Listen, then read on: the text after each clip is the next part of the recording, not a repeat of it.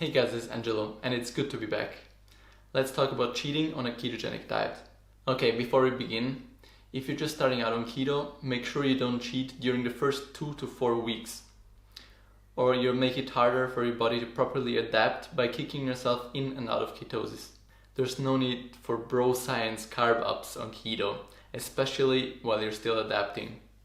All you should be focusing on is making the transition from a sugar to a fat burner as easy as possible for yourself. Now that we got that out of the way, we all have lives to live, and there are special occasions that potentially call for a cheat meal that's higher in carbs and less keto friendly. I'm talking about something like a wedding, a big family reunion, a birthday, or when you're traveling through another country and you want to try out some local specialties. If you do happen to cheat on one of those special occasions, just make sure it's worth it and don't go too crazy. It will slow down your weight loss, but it's not the end of the world as many make it out to be. What I'm trying to say is you didn't fail on your diet and you don't have to start over from the beginning because of that cheat meal. Just make sure the cheat meal doesn't turn into a cheat day, which then turns into a whole cheat week, which can really set you back in your progress. If that meal happened to be higher in carbs, you can expect an energy crash shortly after eating it. When that happens, a little bit of MCT oil or coconut oil with some coffee or tea can be very helpful for getting some of your energy back, especially if you're still trying to get some focused work done that day. Because of elevated insulin after a cheat meal, you should expect to get hungry again sooner than you normally do on a ketogenic diet. You'll likely also have to fight off more cravings for a while. The following day, you'll likely weigh a little bit more, but don't be alarmed.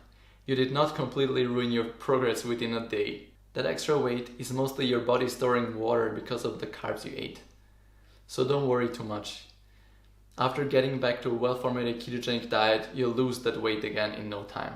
If my girlfriend and I do happen to have a cheat meal, for example when visiting my relatives in Italy where it's almost impossible not to cheat, then we try our best to balance it out in some way. For example, we just have a black coffee until lunchtime and do some intermittent fasting, and then we pay even closer attention to what we're eating throughout the rest of the day. And last time we came back from a trip to Rome, we did a 24-hour fast right after to get us back on track, which can be a really helpful strategy.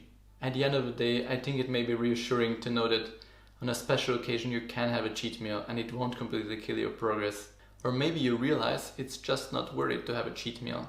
Most of the time you don't feel as good afterwards, and it might not be worth the trouble of having to fight off sugar and hunger cravings again. If there is something you do miss on a ketogenic diet, you should also first check if there are any alternative low-carb recipes for that meal. Maybe you'll feel the same way as we do and enjoy keto pizza, cheesecake, keto bread, or cauliflower mash much more than their high-carb counterparts. You definitely won't be missing out on delicious, satisfying food on a well-formulated ketogenic diet. So whenever possible, make your own keto-friendly cheat meals without actually binging on carbs and getting kicked out of ketosis. But if you do happen to cheat, make sure it's worth it, fully enjoy and embrace it, and then don't beat yourself up and get right back on track afterwards. Alright, that's it. I hope you enjoyed today's video. And if you did, please don't forget to leave a like and to subscribe to see more in the future. I'll see you soon. Bye.